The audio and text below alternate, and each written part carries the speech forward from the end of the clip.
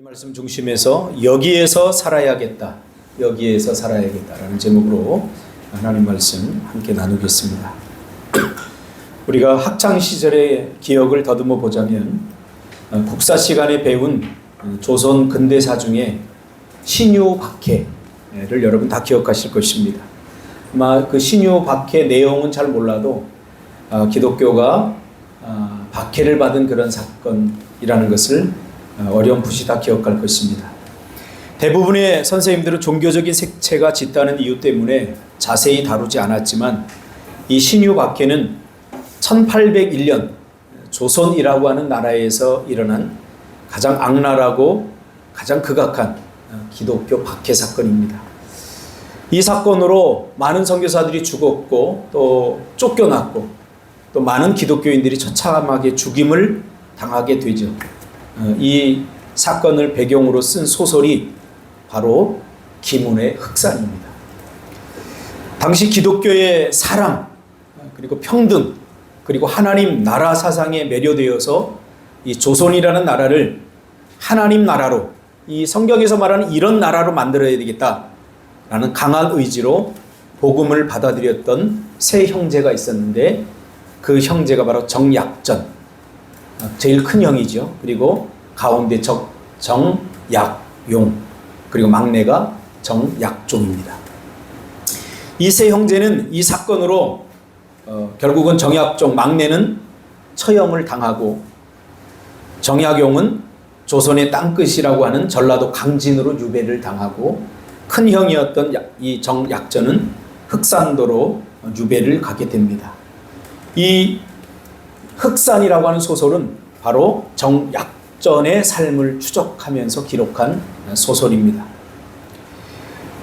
이 흑산은 단순히 박해라고 하는 역사적 기록을 나열하는 데 그치는 것이 아니라 그 상황에 처한 기독교인들, 특별히 그 인물들의 내면을 철저하게 해부해서 믿음과 권력의 문제, 그리고 배신과 희생의 문제, 그 사이에서 얼마나 인간이 복잡한 감정과 결정을 안고 살아가는지 조명하고 있습니다. 우리는 너무나 쉽게 말하고 쉽게 있습니다. 이게 왜 그러냐면 우리의 신앙이 너무 관념화되어 있기 때문에 그렇습니다. 특히 정약전은 공식적으로는 천주교를 받아들이지 않았습니다. 기록에 의하면 이 정약전은 천주교를 배교합니다. 배교하게 됩니다. 그래서 많은 사람들은 왜 그가 배교하게 되었는지에 대한 상황에 대한 이해가 없습니다. 그러나 저는 이 흑산이라는 소설과 또 나름대로 자산오보라고 하는 영화를 보고 또 이 정약전의 삶을 추적해 보면서 배론 성지가 있지 않습니까? 제가 그곳에도 인천에 살 때 여러 번 가보았고 그런 바에 의하면 이 정약전이 천주교를 배신한 것은, 배교한 것은 신앙적인 문제가 아니라 동생들을 살리기 위한 배교였다라고 저는 결론을 내립니다. 정말로 하나님과 그를 믿는 신앙을 버린 것은 아니라는 것을 제가 깨닫게 되었습니다. 그럼에도 불구하고 한국 역사에서는, 기독교 역사에서는 그를 배교자, 천주교 역사에서는 이렇게 이야기를 하죠. 왜냐하면 그는 유배지에 가서 그의 생을 이어가면서 그가 살았던 삶은 하나님을 인정하는 삶, 복음적 삶을 살았기 때문입니다. 여러분, 난 하나님을 믿습니다 하고 하나님의 말씀대로 살지 않는 사람과 난 하나님을 믿지 않습니다 하고 하나님 말씀대로 산다는 것은 동일한 선상에서 바라봐야 돼요. 그가 흑산도에서 살아가는 모습을 보면 그 높은 하늘의 보좌를 버리시고 이 낮은 땅 위에 사람의 형체를 입고 오신 선교사로서의 예수님을 떠올리게 합니다. 그가 흑산도에 유배되었을 때 당시 인구가 약 600명이었습니다. 흑산도의 인구가. 많지 않죠. 근데 그곳 사람들을 사랑하고 연민하면서 그는 그곳에 가서 마을 사람들의 삶을 가르치고 그리고 몸을 깨끗이 해야 되고 이도 닦아야 되고 또 예의와 범절이 있어야 된다. 그런 것들을 사람이 사람답게 살아가는 그런 평등한 삶을 실제적으로 그리고 실체적으로 가르치고 당시 조선의 대세를 이루었던 성리학을 부정하고 복음의 삶을 실현하는 것을 보게 됩니다. 그러니까 흑산도 사람들 얼마나 유배지니까 척박한 삶을 살습니까? 언어도 내가 지금 여기서 담을 수 없지만 거기 그 자산어부에 보면 그 여자 어부가 이제 그 변요한이 있죠. 창대라고 나오는데 창대 가는데 뭐라고 그러냐면 이거 욕을 해요. 나이들이 있어서 못하겠는데 그렇게 불러요. 그냥 욕이 일상화됐고 그냥 형체가 사람이지 사람답게 살지 못하는 그런 버림받은 곳, 그것이 흑산 아닙니까? 근데 그곳에서 이 정약전은 복음을 경험하고 어떻게 우리가 하나님의 형상을 입은 우리 사람이 사람을 대해야 되고 사람은 어떻게 살아야 되는지 그것을 가르쳐주고 있다는 거죠. 그는 다른 사람들이 유배를 당하면 언제 이 유배가 끝나고 다시 복권하여 서울로 돌아가기를 간절히 원하지만 이 정약전에게는 그런 미련이 없습니다. 내가 서울로 돌아가야 되겠다. 물론 그리워는 하지만 서울로 돌아가서 다시 복권해서 다시 정치적인 힘을 얻어서 내가 뭔가 입신양면을 해야 되겠다. 그런 마음이 조금도 없어요. 오늘 제목처럼 그의 마음은 여기에서 살아야겠다. 더 정확히 말하면 여기에서 살다 죽어야겠다. 라는 강한 의식을 갖고 있습니다. 그래서 그는 거기에서 흑산도 어부의 딸과 결혼을 하게 되고 아이를 낳고 흑산도 사람이 되어 갑니다. 그리고 그곳 사람들이 바다에서 살아가면서 삶으로 체득한 풍부한 지식을 바탕으로 물고기와 바다의 생태계를 연구해서 자산어부라고 하는 놀라운 책을 만들게 되죠. 어부들의 삶을 존중하고 그들의 삶이 더 이상 천박하지 않다는 것을 많은 당시에 성리학에 눈먼 조선 사회에 알리고 싶었던 것입니다. 이 정약전을 보면서 저는 선교사로서의 예수님과 우리의 삶을 떠올려 보게 되었습니다. 정약전은 서울을 그리워하지 않고 자기의 꿈을 흑산에다 실현하려고 결심했던 사람입니다. 그는 서울에 가서 입신양면하기보다는 내가 발딛고 서 있는 이곳, 비록 유배지지만 이곳을 아름답게 하고 이곳 사람들을 행복하게 하고 이곳에서 복음을 경험하고 복음을 전하려고 했던 것입니다. 그는 입신 출세를 꿈꾸기보다 종교적인 어떤 관념에 젖어 살기보다는 이제는 실제적이고 실천적인 삶을 통해서 복음을 실현하려고 했던 그 모습을 보면 예수님과 너무나 닮아 있습니다. 그래서 영화에 보면 나는 바로 여기에서 살겠다 이렇게 이야기합니다. 물론 말한 적은 없어요. 그 정약전이 나 여기에 살겠다라고 말한 적은 없지만 그의 모습 속에서 저는 그 하나님의 음성을 듣게 된 거죠. 여기서 살다 여기서 죽겠답니다. 예수님은 이 땅에 선교사로 오셔서 우리를 구원하는데 나는 잠시 머물다 가야겠다. 여기서 잠시 있다 가야 되겠다. 그런 생각으로 오지 않았습니다. 여기서 살다 죽어야겠다. 였던 거죠. 맹각준 선교사님 미얀마로 가서 사역을 하고 계신데 그분도 겹쳐 보였습니다. 선교사님이 힘들고 어려운 자녀들의 문제 그리고 지금 내전의 문제 다양한 문제들을 겪으면서 또 아내 되는 박윤희 사모님 우울증으로 인해서 이곳을 이제 떠나야 갈 수밖에 없는 그런 상황에 직면했음에도 불구하고 선교사님이 쉽게 결단하지 못하는 것은 하나님이 가라고 하지 않았다. 이곳을 떠나라고 하지 않았다. 이거 하나를 붙들었어요. 갈 때도 그는 여기서 살다 죽어야겠다 라는 결단을 하고 갔기 때문이죠. 우리가 바람에 나는 겨처럼 사는 이유는 이런 복음적 삶을 우리가 대수롭지 않게 여기기 때문입니다. 너무 쉽게 상황과 자기 마음과 감정의 변화에 따라 요랬다 저랬다 합니다. 바람에 나는 겨처럼 말이죠. 마태복음 6장 33절을 선교적 관점에서 오늘 들여보려고 합니다. 마태복음 6장 34절을 선교적 관점에서 들여다보면 오늘 제가 한 이야기와 똑같습니다. 지금 여기를 살라는 거예요. 오늘을 살라는 말은 자금 내일의 어떤 장소, 내일의 시간, 그걸 꿈꾸지 말고 지금 여기를 살라는 하나님의 요청입니다.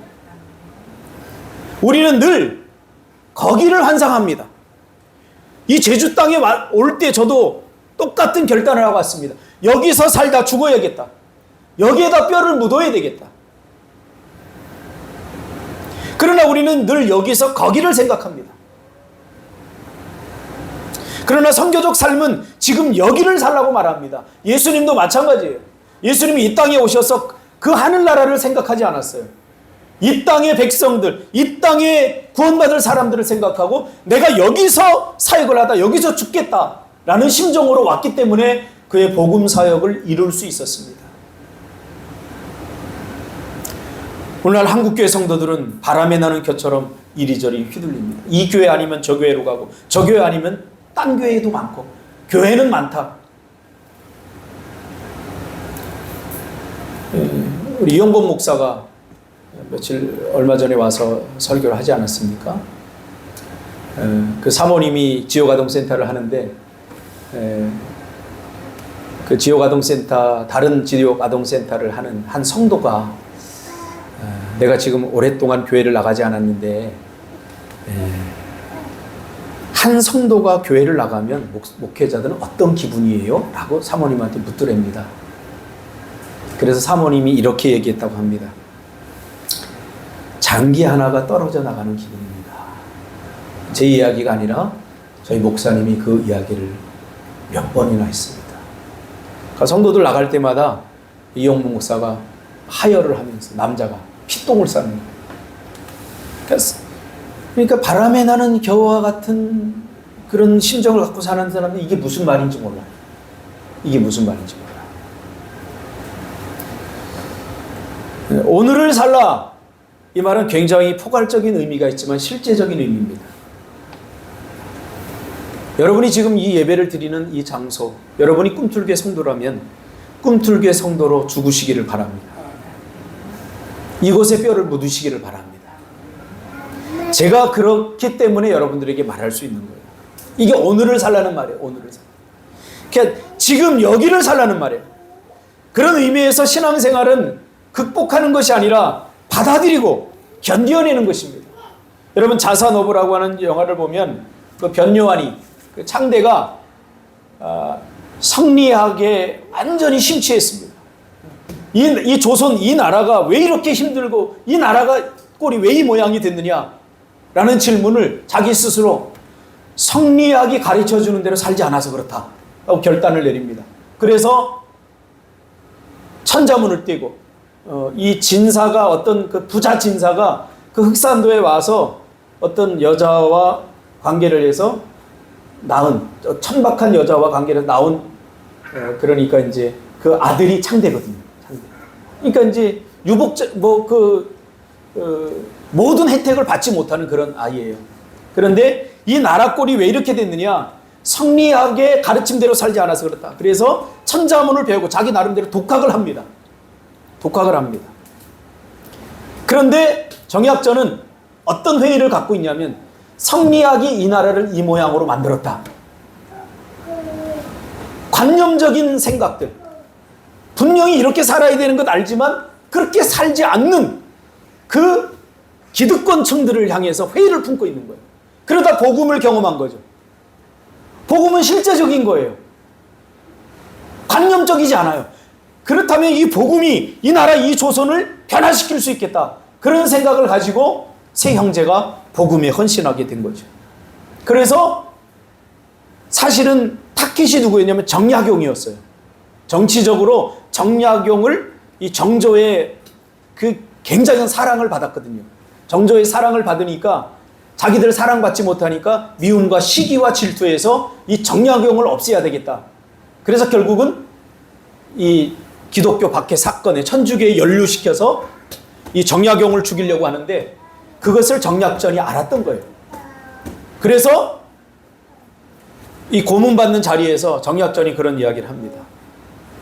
만약에 나에게 군사를 주면 내가 기독교를 믿는 사람들을 다 잡아다 죽이겠다고.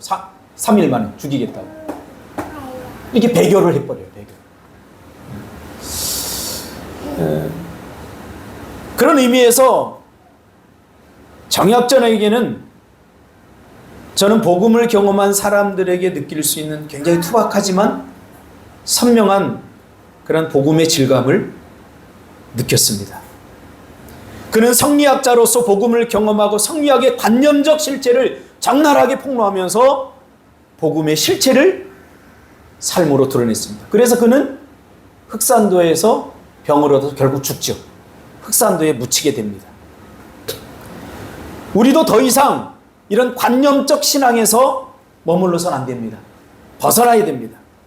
정약전이 동생 약용을 살리기 위해서 자신에게 군사를 주면 예수 믿는 사람들을 모두 잡아들이겠다고 관리들 앞에서 크게 소리치죠. 그것은 그 안에 있는 복음이 역사했기 때문에 그래요.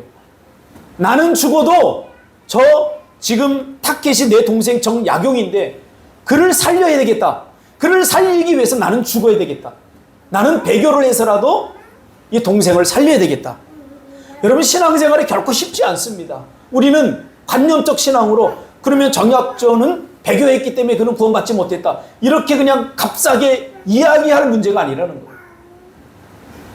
순교자라고 하는 그 소설에서도 제가 전번에 한번 다루지 않았습니까? 그렇게 고백을 하고 세 형제가 목에 옥고를 차고 채워진 채 그 감옥에서 세 형제가 대화 속에서 정약용이 형 약전에게 이렇게 묻습니다. 형님은 마음에도 없는 말을 왜 그렇게 당당하게 하셨습니까? 그 말을 합니다. 정약전이 그렇게 말했을 뿐이지 사실은 그렇게 할 마음 요만큼도 없었어요. 그런데 형님은 마음에도 없는 말을 왜 그렇게 당당하게 하셨습니까? 그러자 약전이 말합니다. 미안하네. 내가 배교를 해서 미안하네.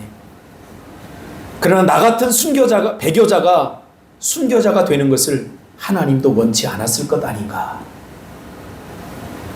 이 문장 하나가 주는 무게가 묵직합니다. 결국 뭐예요? 나는 죽여서라도 너를 살리는 것이 내가 이해한 복음이라는 거예요. 내가 배교해서라도 너를 살리고 싶다는 거예요.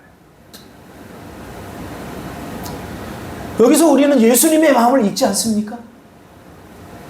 우리는 나부터 살고 보자 아닙니까? 너를 죽여라서라도 내가 살아야 되겠다. 이거 복음을 완전히 잘못 이해한 거예요. 나부터. 근데 복음을 완전히 경험한 정약전은 내가 배교해서라도 너를 살리고 싶다는 거예요. 여러분 이걸 배교라고 말할 수 있습니까? 순교자라고는 일본 배교자들을 다룬 그 소설에도 비슷한 이야기가 나옵니다. 그는 복음을 완전히 깨달았던 것이죠. 선교사들을 여러분 가볍게 여기지 마세요. 그들은 복음을 깨닫고 그 주체할 수 없는 마음을 그곳으로 가서 그곳에서 죽기로 결심한 사람들입니다. 복음은 성리학의 관념적이고 실현 불가능한, 그래서 나불거리는 것 이상도 이하도, 또 사람을 바꾸거나 세상을 바꿀 힘이 더 이상 없는 것을, 그러나 그는 사람을 바꾸고 세상을 바꿀 힘이 바로 복음 안에 있다는 것을 정약전은 깨달은 거죠. 그래서 복음적 삶을 관념이 아니라 실체적으로 가지고 와서 그는 그렇게 삶을 사는 거죠. 저는 목회를 하면서 우리의 신앙이 너무 관념화되어 있다는 것을 날마다 경험합니다. 그래서 이 창대가 의가 강해요. 그래서 그것을 다스리는 그 관리의 수장이 에게 가서 뭔가 어필을 하다가 붙들려요. 부정부패를 하니까 막 어필을 하다가 붙들려서 곤장 5대를 맞아요. 그래서 이제 붙들리게 되는 거죠. 그래서 정약종이 찾아가서 이제 그 관리를 설득을 합니다. 내가 전라 우수사를 잘 아는데 내가 편지도 오고 하는데 편지를 내가 쓸 때 당신을 좋게 써서 편지를 써줄 테니까 저 아이를 석방하라 이렇게 합니다. 이게 석방을 해요. 그러니까 이 창대가 너무 고마우니까 가오리 한 마리를 가지고 이제 그 정약전을 찾아갑니다. 그래서 찾아가서 가오리를 해부를 해요. 다듬어서 주는 거예요. 최대한 예의를 지키는 거예요. 다듬어서 지키는 게 가오리인데 이 홍오라고 이야기를 해요. 비슷하게 생기지 않았습니까? 그러니까 정약전이 야, 그 홍오라고 얘기하니까 이 창대가 이건 가오리다. 홍오하고 가오리하고 비슷하게 생겼지만 이게 왜 홍오고 이게 왜 가오리인지 설명을 구체적으로 합니다. 근데 좀 있다가 여자 어부가 이렇게 와서 청어를 갖고 옵니다. 그때 당시에 사람들은 청어는 동해에서만 난다고 생각했어요. 근데 서해에서도 이 청어가 나냐고 묻습니다. 그러자 이 창대가 아주 구체적으로 이게 똑같이 보이지만 다르다. 동해에서 나는 청어는 뼈 마디가 이런 4마디고 서해에서 나는 청어의 뼈 마디는 53마디다. 이렇게 이야기를 합니다. 깜짝 놀라요. 너무 구체적이고 사실적이잖아요. 왜 그래요? 실제적으로 겪어봤기 때문에. 실제적으로 잡아봐서 수많은 홍어와 가오리를 분해해서 뼈의 구조를 알고 익혀서 그냥 눈 감아도 다 보이는 이게 청어인지 이게 가오리인지 알 수 있는 거예요. 여러분 이게 신앙이에요.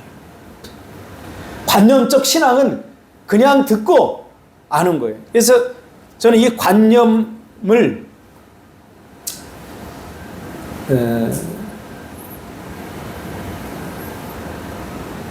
관념과 실제적인 신앙을 좀 구분할 필요가 있다 생각해요. 관념이라고 하는 것은 예를 들면 이런 거예요. 여기 이제 과일이 하나 있다고 생각해 보세요. 이 과일을 설명한 설명서가 하나 있어요. 이 과일은 먹어보지 못한 과일이라고 여러분 한번 상상해 봅시다. 먹어보지 못한 과일이 하나 있는데 그 밑에 설명이 되어 있죠. 이 과일의 맛은 신맛이 나고 또한 단맛이 나기도 하고 씹을 때의 질감은 아삭아삭하고 껍질은 둔탁하다. 실제로 먹어보지 못한 상태에서 이 과일에 대해서 우리는 지식적이고 언어적인 표현 안에 갇힌 과일을 알게 되는 거죠. 우리는 지금 이 과일이 사과라는 것을 여러분 먹어봤기 때문에 지금 유추해내지만 전혀 맛보지 못한 한 과일에 대해서 이렇게 설명한다면 여러분들의 생각 속에는 다 다양한 과일을 만들어낼 거예요. 이게 뭐냐면 관념적 신앙이라는 거예요. 지식적인 신앙이죠. 그러나 이 과일을 실제로 한 입 베어 물고 씹어서 혀의 미각으로 느끼고 그리고 목구멍을 찢으면서 통과해서 삼켜서 경험하는 맛의 실체와는 비교할 수 없는 거예요. 그렇게 됐을 때 우리는 비로소 과일의 이 사과의 맛을 안다라고 말할 수 있어요. 과일을 먹기 전에는 그냥 사물에 불과합니다. 여러분 하나님의 말씀을 그냥 듣기만 할 때는 이것은 아무것도 아닌 거예요. 그냥 사물에 불과한 거예요. 이건 신앙도 믿음도 아니에요. 여러분이 성경을 많이 읽어서 어떻게 살아야 되는지 어떻게 해야 되는지 아는 것은 이것은 신앙이 아니에요. 그냥 관념에 불과해요. 뜬구름이라는 거예요. 둥둥 떠다니는. 실제하지 않는 거라는 거예요. 그러나 그 말씀을 내 삶으로 가져와서 내가 씹어 먹어서 내가 삶으로 실천하고 내 삶에 적용하려고 할 때 빚어지는 수많은 경우의 수들을 내가 느끼고 경험하면서 얻게 될 때 그것이 바로 비로소 신앙화, 믿음화 되어진다. 이 목구멍으로 들어오는 그 사과가 씹어서 내 안으로 들어오는 순간 비로소 그것이 나의 정서가 되고 내 몸, 내 삶의 구체적인 느낌이 된다는 것을 우리는 알지 않습니까? 이것이 신앙이에요. 그래서 사랑해야 되는 것 알면서 사랑하지 못하는 것은 관념 때문에 그래요. 관념. 그러나 예수님의 사랑은 실제적이고 실체적이었어요.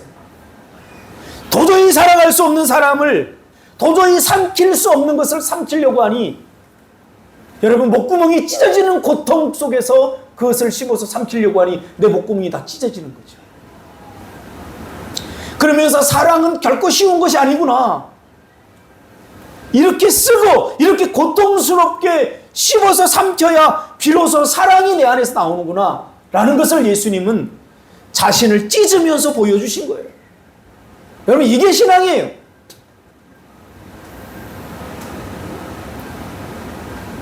정약전이 서울에서 평생 살았는데 용인 그 수원 쪽에서 그런데 왜 그 불편하고 정말 돼지같이 사는 사람들, 흑산도에 사는 그 사람들과 더불어 살아가면서 그곳에 죽기로 결심했을까요? 복음을 경험했기 때문에 가능한 일입니다. 그래서 여기서 거기를 생각하지 않았던 거예요. 왜 우리는 지금 여기서 거기를 생각합니까? 왜 우리는 오늘을 살면서 자꾸 내일을 끌어옵니까? 말씀은, 하나님의 말씀은 내가 살아보기 전에는 관념입니다. 그러나 그 말씀을 먹으려고 할 때 영적인 정서가 생기고 실천하고 적용해 살아가면서 나의 신앙이 되는 것입니다. 그래서 복음을 경험한 사람들은 관념적 신앙에 머무를 수 없습니다. 저는 맹각준 선교사님과 이야기하면서 이 느낌을 받았어요. 보고 싶겠죠. 사모님이 그리고 큰딸이 그렇게 감당할 수 없는 마음의 병을 얻어서 고통스러워하고 그분들이 많이 배운 분들이에요.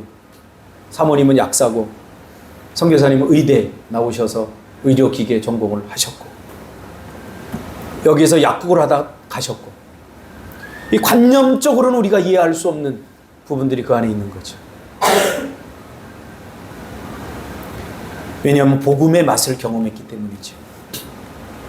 이게 무슨 맛입니까? 그래서 저는 선교사님을 그냥 무조건 돕고 싶습니다. 보통 선교비를 한 달에 10만 원만 줘도 선교 보고를 해라 뭐 별 요청이 많아요. 저는 지금까지 한 번도 선교사님에게 선교 편지 보내달라 재정적인 뭐 그걸 보내달라 전 한 번도 요청한 적이 없어요. 오히려 선교사님이 전번에 와서 묻더라고요. 이 선교비 보내는 사람도 교회 다 나와요? 목사님 재정이 어때요? 왜냐하면 저희 교회 규모에 비해서 어떻게 보면 관념적으로 보면 과하게 보내거든요.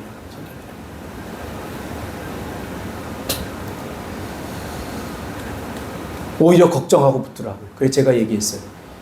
제가 선교할 때 우리 교회를 나가더라도 선교비만은 우리 교회 헌금은 못하더라도 선교비만은 반드시 내야 된다. 하나님 앞에 약속해야 된다. 그래서 약속했어요. 그래서 우리 교회를 나가도 선교비는 계속 지금 내고 있어요.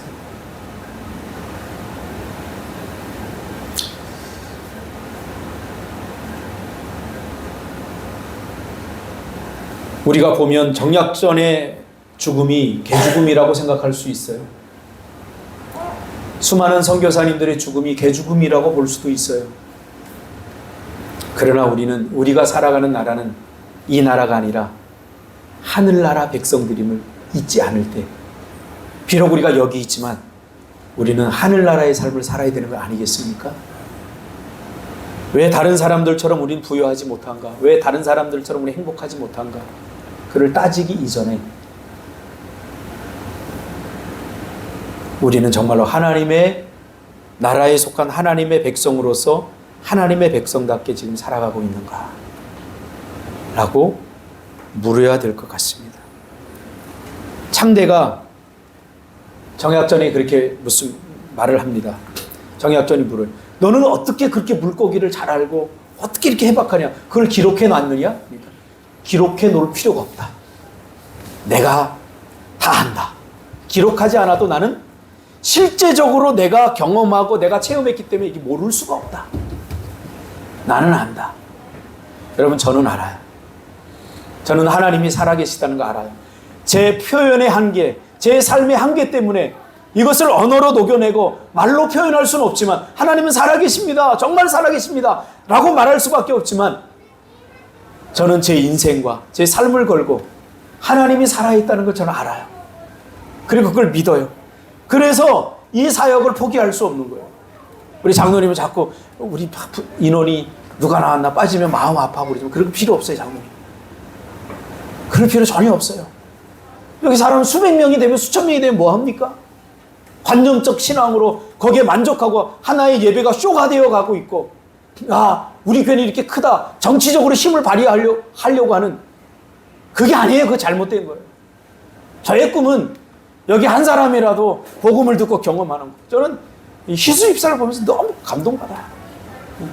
정말 힘들고 어려운 가운데 내가 여기 오자고 뭐 붙들어서 온 것도 아니고 여기에 뭐 또 어떤 우리 모두가 마찬가지지만 저는 토요일마다 비행기를 타고 오면서 저는 항상 퀘스천 마치 붙고 있어요.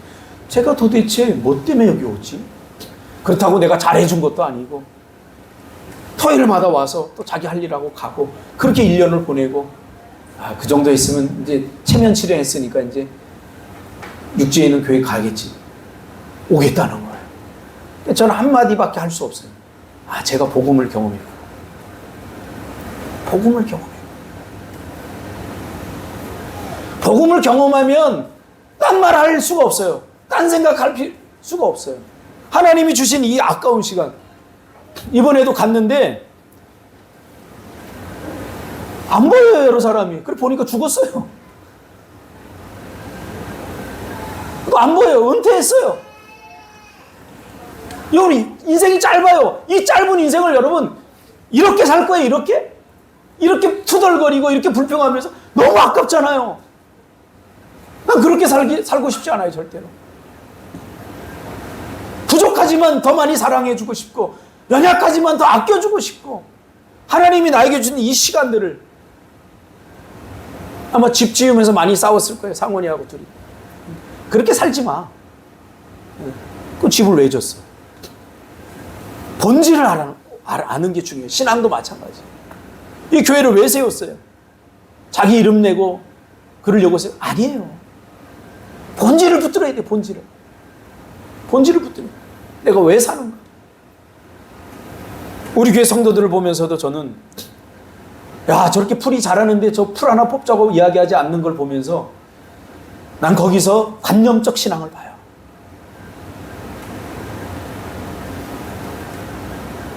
이런 핑계 저런 핑계 되는 걸 보면서 아직 복음을 경험하지 못하고, 여러분 풀 하나 뽑는 게 뭐 대단한 일입니까? 그러나 대단한 일입니다. 설거지 하나 하는 것 뭐 대단한 일이라고 생각하지 않죠, 남편들? 대단한 일입니다. 아이 양육하는 거 대단한 일이 아닌 것 같아요? 대단한 일입니다. 아마 유지연 집사님은 아이를 하나 더 낳아보면 민지 집사님의 심정을 이해할 수 있고, 전보람 집사님 얼마나 대단한지 이해할 수 있을 것입니다. 관념에 머물러 있을 때는 왜 아이들을 저렇게 부산하게 키우지? 왜 아이들을 왜 저렇게 교육을 안 하지? 다 그런 말은 누구나 할 수 있어요. 그러나 셋 낳아서 한번 키워보세요.